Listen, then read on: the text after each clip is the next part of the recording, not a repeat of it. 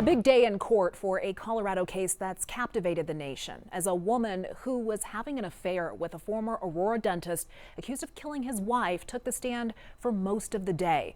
It's a case full of twists and turns where 43-year-old Angela Craig died in March of 2023.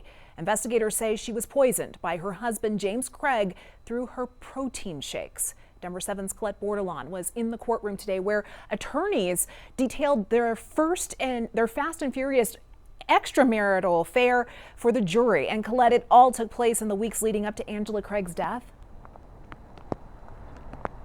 Dr. Karen Kane, an orthodontist from Texas, when she took the witness stand today, you could tell she was a little bit nervous. Her voice shook as she spelled her name, and I saw in different moments during breaks in the testimony, she would look at Dr. James Craig, the defendant in this case, but from where I was sitting, it appeared he never looked back up at her, not making eye contact in the courtroom. Prosecutors, they argue the two of them exchanged more than 4,000 texts together during their short time together. They say a lot of the content of those messages really speak to motive in this case. Now, one of those texts I want to highlight for you, it came on February 27th of 2023, just days after they first met at a conference in Las Vegas, where James Craig tells her the short version is that I love you. Sueña conmigo, which means dream with me my eternal love, and may heaven let us bloom together forever. Karen Kane says she believed that James Craig was going through a divorce with his wife Angela at the time. She texted him on February 28th saying, I wish we met longer after your divorce. I don't want to watch her heart break so that mine can find joy. Yuck.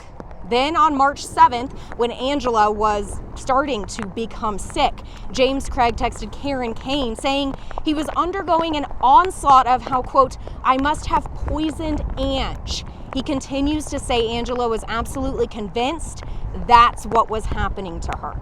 Now, only 2 days after Angela Craig crashed at the hospital, Karen Kane was with James Craig up here in Denver. She testified to that today, saying that despite everything that was going on with his wife, he still asked her to make the trip up so they could see each other. Guys. Just shocking testimony, Colette. And James Craig also continued to reach out to Kane after he was arrested.